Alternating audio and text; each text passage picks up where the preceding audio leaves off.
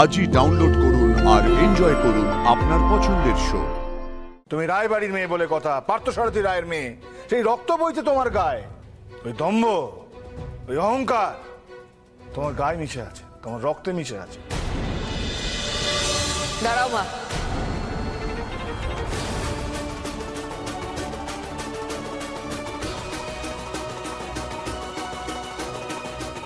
এগুলো মাকে তুমি কি কথা বললে সোম? ক্ষমা চাও, ক্ষমা চাও মায়ের কাছে।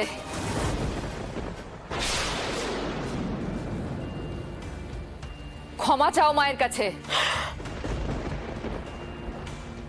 কেন কেন ক্ষমা চাইবো? বলো, কি করেছি আমি? কি করেছি আমি যে আমায় ক্ষমা চাইতে হবে লক্ষ্মী মায়ের কাছে? জানো না তুমি? তুমি জানো না মাকে তুমি কি বললে এতক্ষণ ধরে? শোনো সোম, একদিন তুমি আমার মাথায় সিঁদুর পরিয়েছিলে আমার চাওয়া না চাওয়ার তোয়াক্কা না করে। আর কি যুক্তি খাড়া করেছিলে সেদিন? যে আমার মা তোমাকে বলেছে তাই তুমি করেছো। আমার মাকে নাকি তুমি নিজের মায়ের থেকেও বেশি ভালোবাসো। হ্যাঁ, ভালোবাসতাম, ভালোবাসতাম, কিন্তু এখন আর বাসি না। বাসি না পারু কেন জানো? কারণ লক্ষ্মীমা যদি আমাকে আর আমার চারটে বোনকে নিজের সন্তান হিসেবে মনে করতো সত্যি সত্যি, তাহলে নিজের এই কুসন্তান প্রতাপের জন্য রানীকে নিতে আসতে পারতো না, পারতো না। আচ্ছা লক্ষ্মীমা, সেদিন যখন কাঞ্চনগড়ে পার্বতীর বিয়ে ঠিক হয়েছিল ওই প্রদীপের সঙ্গে, এটা নোংরা প্রদীপ, হ্যাঁ, তুমি চেয়েছিলে ওই বিয়েটা হোক? বলো তো, চাওনি তো? কেন চাওনি? তার কারণ পার্বতী তোমার নিজের সন্তান ছিল, সেই জন্যে। তুমি ওর হাতে শাখা পলা তুলে দিয়েছিলে, আর আমার হাতে সিঁদুর তুলে দিয়ে কি বলেছিলে? সিঁদুর কৌটো তুলে দিয়ে বলেছিলে, যা সোম আমার মেয়েকে বাঁচা, আমার মেয়েটাকে তুই উদ্ধার করো, জীবনটা নষ্ট করতে দিস না। মনে পড়ে তো? তাহলে তাহলে আজ কি করে তুমি বলছো যে রানীকে নিয়ে যাবে ওই প্রতাপের জন্য? আমি তো সেদিন পারুর জীবনটা নষ্ট হয়ে যাক চাইনি বাবা। বাহ বাহ বাহ বাহ! নিজের মেয়ে জীবনটা জীবন, আর আমার মেয়েগুলো মানে আমার বোনগুলো, তাদের জীবনটা জীবন নয়, তাই তো? এখানেই ফারাক করে দিচ্ছ লক্ষ্মীমা, যে নিজের সন্তান আর অপরের সন্তান আলাদা আলাদা, সবসময় আলাদাই হয়। কি কথা বলছিস? কি বললি তুই? আমার মাথার উপরে ভগবান সাক্ষী আছেন, আমি একটা দিনের জন্য কোনো দিন তোদের সাথে আমার সন্তানদের কোনো ফারাক করিনি। নিজের সন্তানকে মানুষ করতে পারোনি, পারোনি তুমি মানুষ করতে।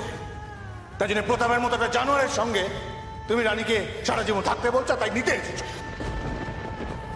সোম, আমার মায়ের আরো দুজন সন্তান আছে যাদেরকে আমার মাই মানুষ করেছে, আর তাদের মধ্যে একজন এই মুহূর্তে তোমার চোখের সামনে দাঁড়িয়ে রয়েছে, যাকে তুমি ছোটবেলা থেকে বলে এসেছো যে তার থেকে মহান মানুষ নাকি তুমি এই পৃথিবীতে দেখোইনি।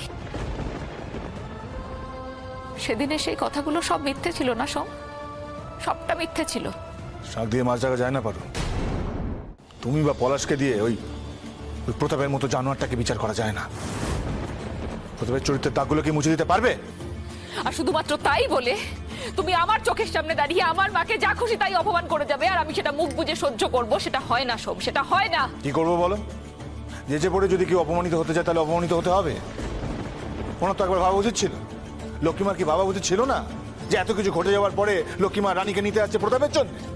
কি করে ভাবলো? আমি মেনে নিচ্ছি তোর সব কথা, আমি মেনে নিচ্ছি, তুই ঠিক বলছিস। আমি যা বলেছি যা করেছি সব ভুল, আমি মেনে নিয়েছি। শোন, মেনে নিয়েছি আমি প্রতাপকে মানুষ করতে পারিনি। ও একটা অমানুষ, অপদার্থ, জঘন্য, নোংরা।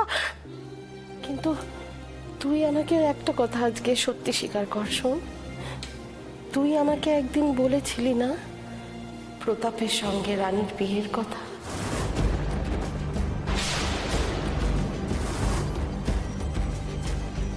তোমাদের বাড়ির বউ করে নাও আমাদের রানীকে, মানে প্রতাপের কথা বলছি।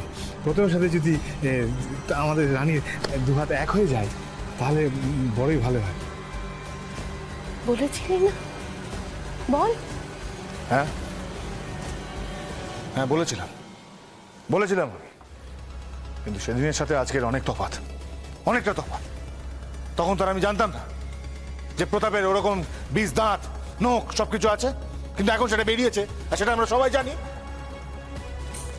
হ্যাঁ জানি তো, আমি কিন্তু সেদিনও জানতাম প্রতাপের ওই বিষ দাঁত নখ কিরকম।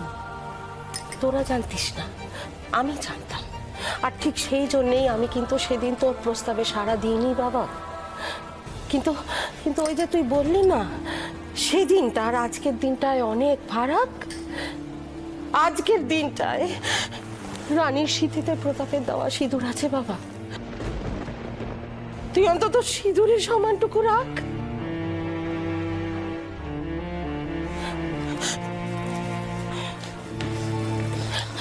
রানী, রানী মা, আমার একটা কথা শোন মা, তুই আমার সঙ্গে চল। আমি তোকে কথা দিচ্ছি মা, আমি তোকে বুক আগলে রক্ষা করব। আমি তোর কোনো ক্ষতি হতে দেব না। রানী আয় মা, আয় আয়। ও কোথাও যাবে না। সেটা রানীকেই জিজ্ঞেস করে দেখো না, ও যেতে চায় কি চায় না। তুমি কেন বলছো? বলছি কারণ আমি ওর বড়দা, আমি ওকে ছোট থেকে বড় করেছি, ও আমার সন্তান সম, তাই বলছি।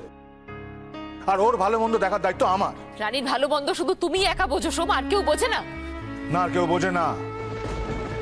একদিন আমি ভেবেছিলাম তুমি বুঝবে, ওদের সবাইকে মায়ের মতো আগলাবে, কিন্তু ভুল ভেবেছে। ভুল। কি বললে? কি বললে তুমি আমাকে?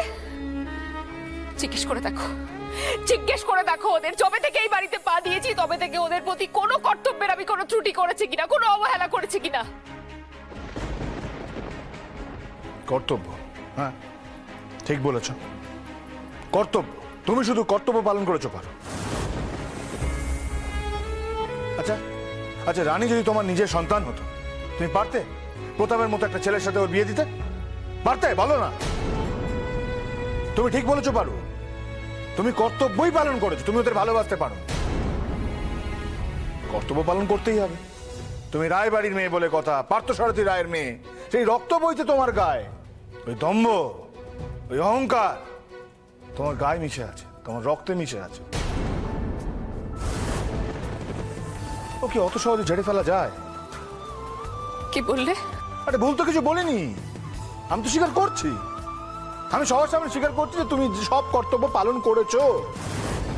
শুধুই কি আমি কর্তব্য করেছি সোম? শুধুই কর্তব্য, আর কিচ্ছু করিনি আমি। তোমার জন্য আমি নিজের পরিবারের বিরুদ্ধে যাইনি, সব বিপদে তোমার পাশে আমি থাকিনি, ঢাল হয়ে আড়াল করিনি তোমাকে। কত সহজে তুমি আজ এই কথাগুলো বলে দিলে, তাই না? আমার অহংকার, আমার দম্ভটা দেখলে তুমি, আর এই সবের ভেতরে আমার ভালোবাসাটুকু তোমার একবারও চোখে পড়লো না।